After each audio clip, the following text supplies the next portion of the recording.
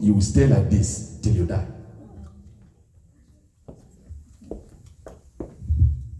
I wouldn't say much now. Whether she's still like that, God knows. But I know what I'm telling you. Praise the Lord. I'm not doing that today, but I'm just giving you an example. And secondly, we have normal faith. Normal faith. If you have normal faith, you have normal result. The woman that had issue of blood is an example of normal faith. Listen, how do you want to, if you want to know which level of faith you're operating, listen to this. Anyone that is operating on a normal faith, not only you will get a normal result, they are always looking for point of contact. That's how you know them. They never believe the word of God. They believe that if unless they use the point of contact, God will not hear them. Which is okay. But that is their level. That's why sometimes when I pray for somebody, I look at you, I say, okay, I see the level of faith you have. I say, take this candle and pray. The candle is not the solution. It is the level of your faith. That's why I give you the candle. Some of you, I bring oil. There are some people I pray for. I don't have to use oil because I know the level of their own faith. They use point of contact. The woman that had issue of blood, the Bible says she went everywhere looking for solution. She has tried all the natural powers, nothing. She began to look for point of contact. She said, if I touch the hem of his garment, that's a point of contact. There are some of you go to churches here, they tell you every night you sleep, you see demons. If you take your Bible, some people put their Bible in their pillow and sleep. That's okay, that's their faith level. That's their faith level. I know a woman that told me she went to prayer somewhere. They gave her a very big cross. Very big cross. So every night you're sleeping, place a cross on your body. And she will never miss it. She won't pray. She believed that point of contact, that this is a cross. If I put it here, now God will answer me. They run around point of contact. They look for people. They don't pray for themselves. If their paper fell on the ground, oh no, this paper that fell now, something must be wrong. Let me call prophet. He will tell you. You look for point of contact. Are you hearing what I'm saying? You're a man of God. They call you for prayer too. Paper fall on the ground. Let me call Austin. Say, I don't believe this paper. Why is it falling the second time? Papa, you see, I was praying, my paper fell 2 times. What could this be? Tell them it's just paper that fell. Pick it up and put it back where it belongs. Are you getting me, man of God? Point of contact, that's the problem of the church. Without point of contact, there is no prayer. They don't believe anything. Give them point of contact. Tell them it is well. They don't believe. But they get another place and they tell them, you know what? Bring me all the shoes of your children. Aha, that's why this one is real. You go pack all the shoes. You pack all the shoes. Say pray. After pray, you give them back the shoes. They will not happy. That is the level of their own faith. There is nothing wrong with that. But there is a level that God wants you to be, which is the great faith. Those kind of faith is divided into 3. Little faith, normal faith, and great faith. Someone say great faith. Great faith. As we're about to round up. Great faith. Great faith is the faith that depends on the word of God. How many of us are operating on the great faith level? A man that operates on the great faith level, only thing the person needs to see is the promise of God in the word in the Bible. That settles the case. This person doesn't need any point of contact. This person doesn't need anybody to come. Once the person finds the promise of God in the Bible, he holds on to it, and that's the end of the matter. That is the end of the matter.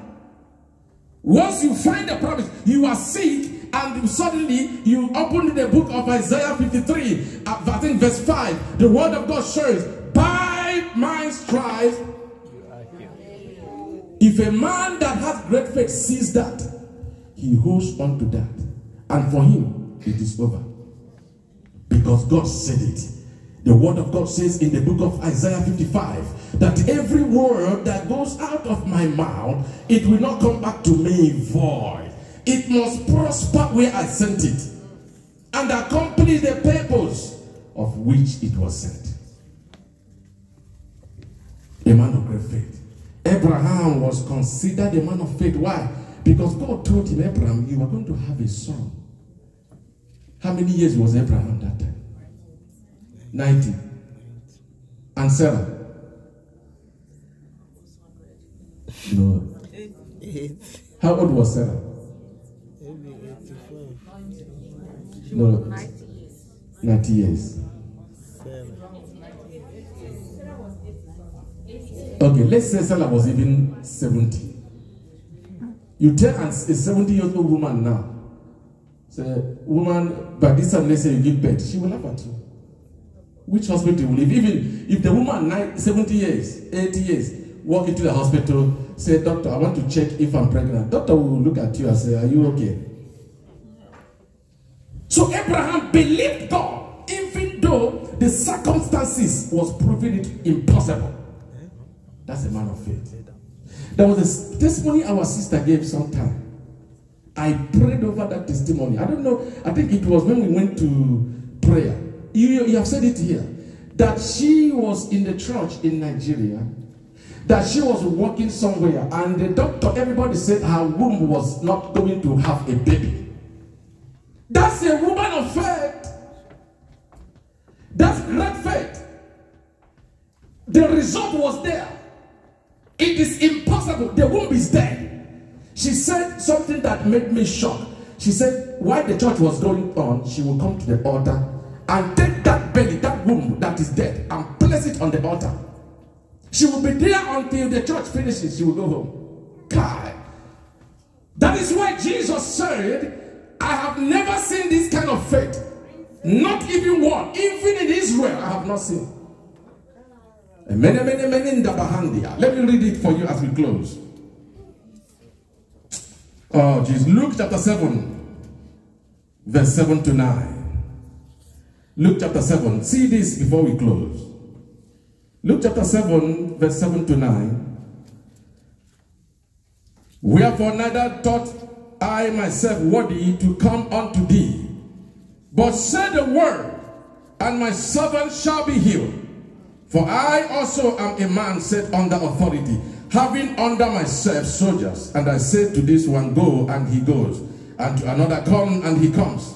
And to my servant, do this, and he does it. And when Jesus heard these things, he marveled at him, and turned and said unto the multitude that followed him, I say unto you, I have not found so great faith. No, not in Israel. Somebody said great faith. Great faith. That is what Jesus said. He mentioned it here. I have never seen so much great faith. The man, his servant, was sick. The man did not even look for point of contact. He didn't even go to look for Jesus. He sent people. While the people were there, the child died. Or so. And the man said to Jesus, don't bother to come. You don't need to come to my house. Just wherever you are, speak that word, and it is settled. Jesus said, look at this. People are looking for me. People must touch me. People must ask me to lay hands. But this one said, only thing he needs is the word. My dear friends, the word of God can never fail you. Prophecy can fail. That's why if you come to church for prophecy, you are wasting time. The Bible says everything shall pass away. But the word, what gives you deliverance is the word. What gives you healing is the word. That's why sometimes I don't have to be coming to you and say to you, you are from this place. Your address is number 555. I've forgotten the street. Whatever street. Washington. Why are you marveled because I called? Don't you know your address? You should know your address. Washington Street. Washington Street. So a man goes to you and says, you live in, your account number ends with 45. Your phone number is this. What is that? You know your phone number. Why do I have to tell you? Exactly. So a man comes and tells you. Ooh. But those things, listen, in the next 5 years, you see all these prophecies, they will vanish. But the word is what stays. That is the word of God. And that word is faith. You can never achieve without having faith in the word. It doesn't matter how many years you've been in church. Pick up a promise of God in the Bible. You want to develop this faith. Take a promise of God in the Bible from now. This is the end of the year. From now to the end of June 2020. I want you to make just one promise. Meditate on that promise. Don't look for anybody to pray for you. Speak the word on that promise. Maybe your mother, your father, or yourself, you are sick or something. And you go to the book of Isaiah, and every day you read the book of Isaiah. Every day you speak that word. My dear, as you keep speaking and speaking and speaking, your faith is developing and developing and developing. Before you know it, there will be something just boom, something happens. You have done miracle. But it can never work just because you had a problem and then you rush and begin to exercise faith. It doesn't work like that. Faith doesn't work like that. That is not faith. You need to build your faith. Whatever problem you're going through, build your faith from now. The reason why Samson was able to kill a lion was because he began to kill rat, cat, small animals until he got to that point. If he never killed all those things, lion would have killed him. You can never heal cancer if you have not been able to heal headache. You have to start a gradual process. Put yourself into a test. What can I do with faith? What can I do with faith? Start with yourself. Start with your child. Start with your place of work. With faith, whoever says you want to deal with you, pick up their names. Find a solution in the Bible. Use that person as a point of contact. Speak the word. Speak. The more you speak, the more faith comes. And faith will get to the level where it has no option than to walk. When you plant a tree, the tree will be struggling with the ground. But one day it will just boom, pop out. When it pops out, it will begin to grow. That's how faith is. Let's learn to build our faith. Because what I see is people that we don't really have faith. I want you to have faith. Say to your neighbor, do you have faith? You have faith. Say it again, say, do you have faith? You have faith. Because myself, I have faith. In the name of Jesus Christ. Faith is important. And I pray that as we have this faith today, God will back us up. Amen. In Jesus' mighty name. Amen. Let's put our hands together for the Lord. I will teach on this faith till the end of this year. Till the end of, so that next year you will begin to reap the benefit of what I'm teaching you now. Did you like the message? Yes. I don't have time.